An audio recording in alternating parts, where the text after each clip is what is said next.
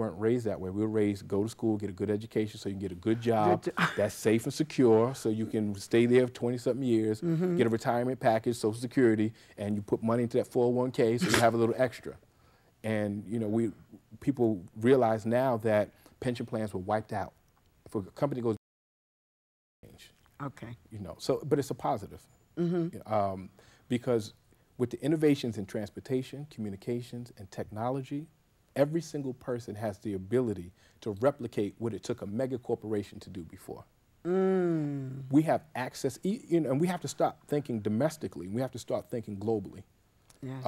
And when we realize that because of transportation, communication, technology, we have access to not only global suppliers, but global marketplaces, because there are emerging marketplaces around the world where people are going to need goods, services, supplies, and everything that we need here, where we have emerging countries in Asia where the middle class population is going to be larger than the entire population of America, then it opens a door of opportunity for us if we position ourselves properly.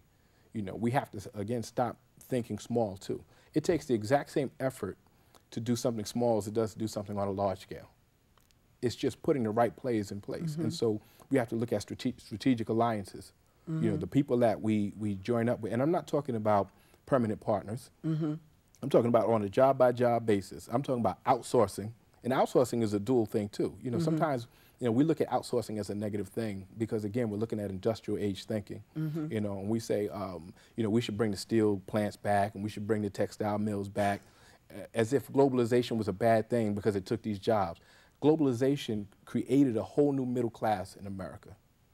Globalization kept inflation down, and it allowed you to afford more things than you ever did before. If we brought the textile mill back, the price of everything would go up, which means your ability to purchase things goes down. There is nothing that most people wear that is made domestically. And because it's made inexpensively and imported, it allows you to have more. I remember when I was young, I didn't have a whole closet full of things because we couldn't afford those things because the price was too high. And so now it allows us the ability to purchase more things. But outsourcing goes two ways. If the euro is 1.5 times the US dollar, you're a cheap source of labor for somebody in Europe. You have the ability to outsource your skills to somebody in Europe, and they'll hire you over somebody from Europe because you're a cheaper source of labor. But it takes a change in thinking. One is getting over our own arrogance, you know, and thinking that we're not the ones to be reached out to for outsourcing. But it's also understanding that, again, you have a global marketplace of people who need your goods and services, and again, placing yourself where they can reach you. You know, you can put yourself out on the internet and the world can see you. You know, so again, it's really a shift in the way we see the world. It's a shift in our own priorities. You know, that's really important to understand too.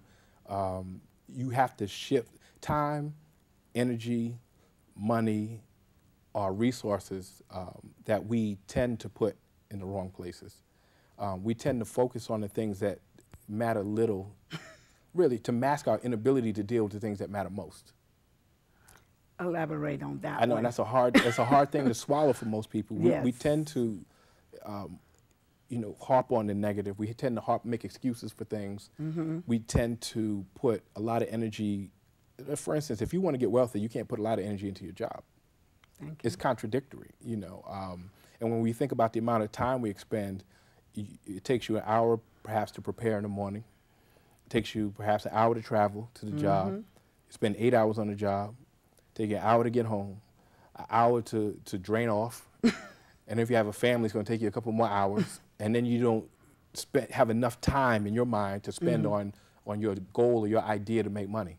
And so you say, I'm going to put it off until the weekend. Then the weekend comes and you realize you got laundry and you got all these other things that need to get done, shopping that need to get done. And so you tend to spend an hour or two, maybe 3-4 hours most, on developing your wealth, because you didn't know what to do and you didn't know where to put your time, energy, and resources. And you spent 40 hours minimally, 50, 60 hours on a job that you don't want to be on. You know, most of the time, you know, I say people go through life in a series of accidents because they don't plan it. You know, and you know, I had people say, "Oh, you're so lucky you were able." I'm not lucky I was able to leave my job. I had an exit strategy. You know, You know, I say, well, what's your exit strategy? How are you getting out of the job? Well, how'd you get the job? Well, I kind of stumbled on this job because I needed a job. Okay, so you got the job by accident. Okay, you don't know how long you're going to stay there because you don't know how you're going to get out. So if you get out, it'll be by accident. You know, so if you make money, it's going to be by accident. You can't get wealthy by accident. It takes planning and it takes action, you know, on that plan to make things happen. You know, and so when you don't focus your time and energy on creating a plan, not a plan in your head, because a plan in your head is not going to get you there. When you take the time to really create a plan of action for yourself, and that's based upon research and analysis of the market, and we don't tend to do that. We come up with this idea and we wonder if people are going to pay for it. You don't come up with a product or service and then try to find somebody to sell it to later. You know, that's backwards. That's backwards thinking. If you give the market exactly what it wants, you will always make money. And again, with the innovations in technology, there's no excuse for not knowing what the market wants. A lot of people are tweeting on Twitter. Well, it's what you tweet on Twitter that becomes important. If you're tweeting on Twitter, I'm going to the store now, then it's a waste of Twitter. But if you have access to thousands upon thousands of people in a particular age range, a particular demographic, and you tweet on Twitter and ask them the things that they want, how they want to receive it, and how much they're willing to pay for it, now you've got market research in real time. In an instant, people will respond to you, and you have information in real time, and you know whether or not your idea makes sense. You can do the same thing on Facebook. You can do the same thing on Craigslist, on MySpace. All these things that we use as social networks just to socialize. Thank you. You can use that same technology to gather information in real time, where it would cost you thousands of dollars and take you weeks and weeks of time to use a market research company before. You can do it for free in an instant. And they'll tell you exactly what they want. And if you give people what they want, you'll always be able to eat. Yes. You know, and so you have that ability. You have the ability, again, to reach places around the world where before you needed a landline, you can get on a cell phone now. There are remote places. And, you know, I have a store in Africa. And there are not a lot of landlines in some of the places I go in Africa, but everybody has a cell phone. Wow. So now if I have an issue or my shopkeeper has an issue, he gets on the cell phone, he calls me, and in an instant we're connected. You can do the same thing with the internet, with email. You can do the same thing with instant messaging. You can do the same thing. You know, technology has given us the ability to reach marketplaces and suppliers where we couldn't before. Money is wired from one place to another in an instant. It's a press of a button. So you can send money to some place and get things paid for. With jet transportation, you can have things shipped to you overnight. You need something done or shipped overnight, it can be at your door the next day. And so there's really no excuse for us not to be able to create. And one thing, again, we have to look at what we do with the information we get.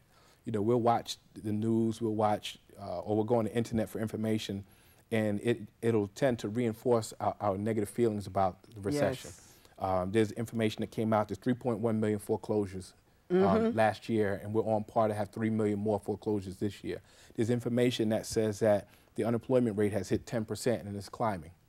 Although Federal Reserve Chairman Bernanke says in September that the recession is over, from a technical perspective. The effects of the recession are going to be long-lasting, 5–10 years out, easily. Wow. Easily. But what do we do with that information that was gathered? And so for me, I understand that making money in real estate is going to change.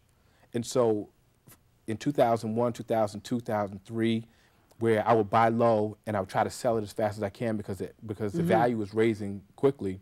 If values are declining, I can't flip property anymore. But I have clients who come to me, oh, I want to buy this thing really low and I want to flip it. You're going to flip it to who? If there are 3.1 million foreclosures, there's more supply than there is demand. If banks aren't lending, you don't have many qualified buyers. Who are you selling it to? And the people who are qualified are not going to pay top dollar because they have their choice of properties.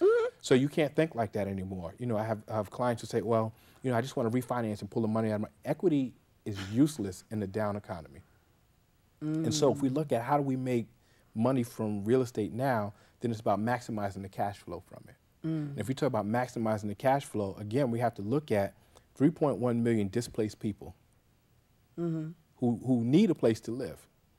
But then we say, okay, well, if 10% of the population lost their job, a lot of those 3.1 million people are in there who lost their job. They don't have money to pay rent. Okay, they don't have money to pay rent, but the government's not going to let 3.1 million people live in the street.